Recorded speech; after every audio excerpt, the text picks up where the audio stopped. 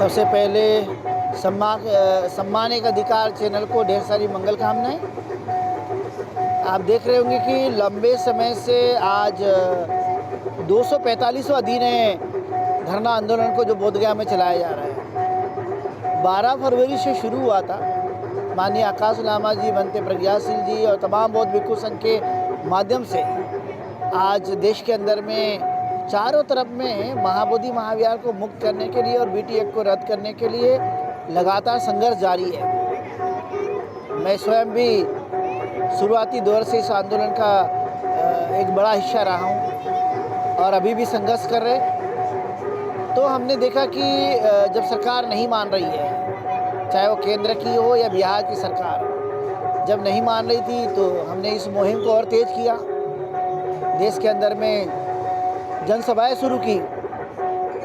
उसके बाद फिर भी सरकार नहीं मान रही तो मशाल यात्रा शुरू की। अभी हमने और एक नई चीज़ शुरू की है, जो लाखों के हस्ताक्षर अभियान शुरू किया है। देश में हम लोग मध्य प्रदेश, महाराष्ट्र, छत्तीसगढ़, उत्तर प्रदेश, पंजाब, हरियाणा, दिल्ली, कर्नाटका, तेलंगाना, गुजरात, पश्चिम बंगाल, सिक्किम, दार्जिलिंग और लद्दाख, देश के अलग अलग हिस्सों में हम लोग गए और जाकर लोगों को महाबोधि महाविहार के बारे में हमने समझाया। सरकार को ज्ञापन भी दिए अलग अलग समय में। फिर हम देखते कि एक न्यायालय में प्रक्रिया चल रही थी 2013 से, जिसमें अभी तक सुनवाई नहीं हो रही थी। लेकिन पहली बार इस आंदोलन की वजह से 16 मई को पहली बार हेयरिंग हुआ न्यायालय में। उसके बाद 29 तारीख को, फिर 5 तारीख को, अभी इस महीने के अक्टूबर महीने के 30 अक्टूबर को पुनः हेयरिंग है। तो लगातार संघर्ष जारी है। देश के अंदर में बहुत सारे हमारे जो बौद्ध भिक्षुगण हैं वो संघर्ष कर रहे हैं। लामा जी संघर्ष कर रहे हैं, बनते प्रज्ञाशील जी संघर्ष कर रहे हैं, बनते धम्मतप है, बनते धम्मसीकर है, बनते सद्दामित्र है, बनते सम्यक बोधि है, सामने जो प्रियदर्शी है, सायरन प्रियदर्शी। देश के कई हमारे उपासक, जैसे आप अभी अपने चैनल के माध्यम से बहुत बार आपने भी दिखाया देवेंद्र, और ऐसे ही देश के अंदर में कई हमारे बहुत सारे लोग हैं जो संघर्षशील है आज भी देश के अंदर में। बंते जी, इस आंदोलन से हमें एक फायदा हुआ है, महाबोधि आंदोलन से, कि जो हमारे पूरे भारत में जो बौद्ध भगवान बुद्ध को मानने वाले लोग हैं, वो जो 56 से पहले के भी हैं, हीनयान, महायान या फलाने यान जो भी बोलते हैं लोग, तो वो हमारे सारे एक यूनिट में आके लोगों को पता चल गई कि भाई हमें पता नहीं थी, भाई लद्दाख वाले हमें नहीं मानते, हम लद्दाख वालों को नहीं मानते, पौंडीचेरी वाले, सिक्किम वाले, ये लामा जी के आने से ये हमें बहुत बड़ा फायदा हुआ है। एक यूनिट बनी है हमारी यूनिट। ये बात आपने सही कही कि आकाश लामा जी ने एक ब्रिज का काम किया। हाँ, कि दो जो देश के अंदर में, एक तो अम्बेडकर बुद्धिस्ट लोग हैं, एक उधर लद्दाख के लोग या सिक्किम के लोग उधर जो है महायाना को मानते हैं। जी। तो पहले ऐसा हुआ करता था कि जो महाबोधि महाविहार के आंदोलन में सब लोग इकट्ठा नहीं होते थे। जी। महाराष्ट्र, उत्तर प्रदेश या दिल्ली के कुछ लोग इकट्ठा हो गए, मध्य प्रदेश, छत्तीसगढ़ के। इस बार का एक जो बड़ा काम किया गया है आकाश लामा जी के माध्यम से, वो ये है कि पहली बार आज लद्दाख, सिक्किम, दार्जिलिंग में जय भीम का नारा गुस्ते हुए दिखाई दिया। हाँ, बिल्कुल। तो ये बात उनको पता चला जय भीम क्या है। तो वो उनको बताया गया, भाई जय भीम तो देश की शान है, देश का नाम है, जय भीम तो ताकत है, हिम्मत है, और भारतीय संविधान का जो विचार है वो जय भीम है। तो ये बात पता चली ये पूरे देश को। और आज देखे होंगे, लोगों को लगता था सिक्किम वालों को कि क्या उत्तर प्रदेश में कोई बौद्ध रहते कि नहीं रहते। लोगों को लगता था कि महाराष्ट्र में कोई बौद्ध रहते कि नहीं रहते। लेकिन पहली बार इस महाबोधि महाविहार के इस आंदोलन ने बड़ा काम किया है। जी। दूसरा, मैं आप लोगों को बताना चाहूँगा कि इसके पहले क्या होता था, 14 अप्रैल या 6 दिसंबर या 14 अक्टूबर को लोग इकट्ठा होते थे बौद्ध लोग। पहली बार जो है इस आंदोलन की वजह से बौद्ध लोग सड़कों पर आए।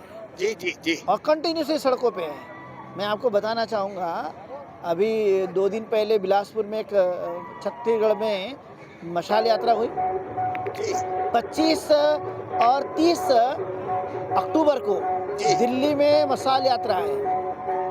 तो ये देश के अंदर में लगातार जो है बौद्ध लोग जागरूक बन रहे हैं। बीटी एक्ट क्या है इसके बारे में पता हो रहा है कि बीटी एक्ट जो है वो 1949 का बना हुआ एक्ट है, हाँ जी, हाँ जी, जिसमें 4 बौद्ध 4 अबौद्ध और गया जिले का कलेक्टर हिंदू, जी जी ऐसा कुल मिलाकर के ये न्याय संगत नहीं है। जी, बौद्ध की विरासत पे बौद्धों का ही जो है वो कब्जा होना चाहिए। आना जाना तो कोई भी कर सकता है, नो डाउट, लेकिन संरक्षण करने का काम, मैनेजमेंट करने का काम, देखरेख करने का काम सिर्फ बौद्ध ही कर सकता है।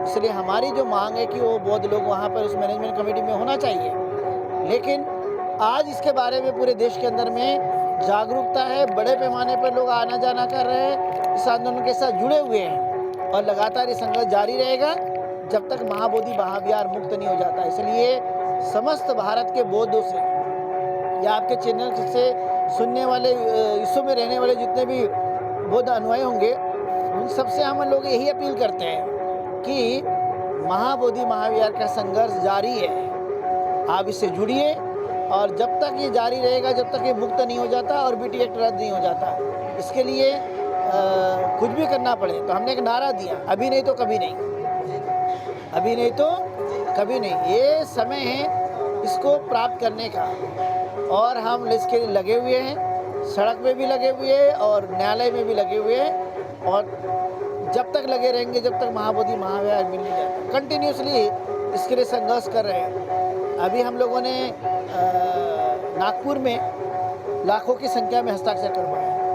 अभी 9 अक्टूबर को हमारे बनते श्रद्धा मित्र जी, जो खुद वहाँ पे जहाँ मायावती जी की रैली हुई थी लखनऊ में, वहाँ पे वो गए और वहाँ पे सिग्नेचर कैंपेन चलाया और भारी संख्या में सिग्नेचर उन्होंने लिया।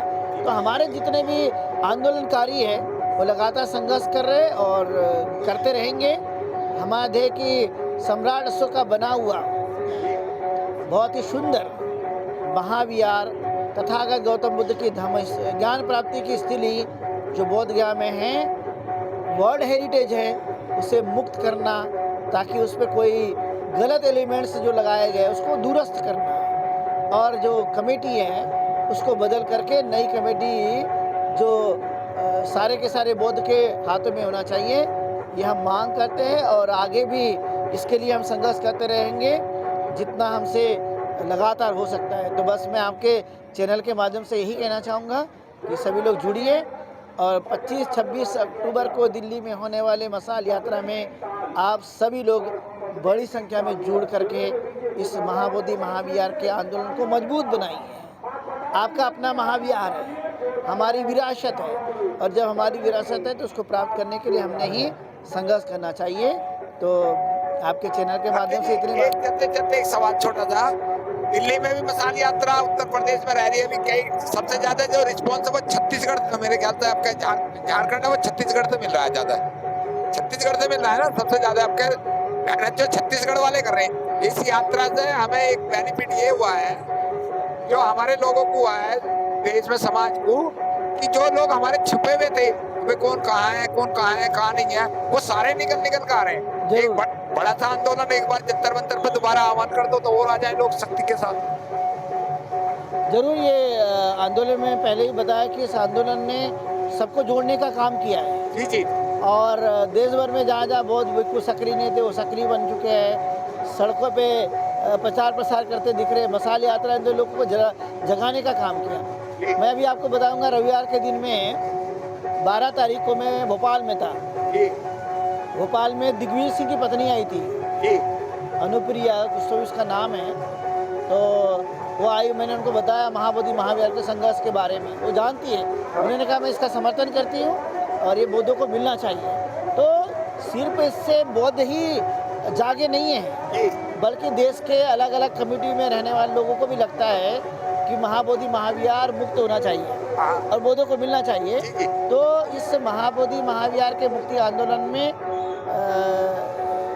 लोगों में चेतना डालने का काम किया, जगाने का काम किया, उन्हें आगे बढ़ाने का काम किया। तो बस ये मशाल चेतना लोगों को जगाने के लिए है, करुणा मैत्री और न्याय का संदेश देने के लिए, और जो अंधकार फैला हुआ है उसको दूर करने के लिए है। तो मैं कहता हूँ कि अब समय आ गया है एकता के सूत्र में बंधने का, इकट्ठा होइए और संघर्ष करिए और महाबोधि महाविहार को मुक्त कीजिए।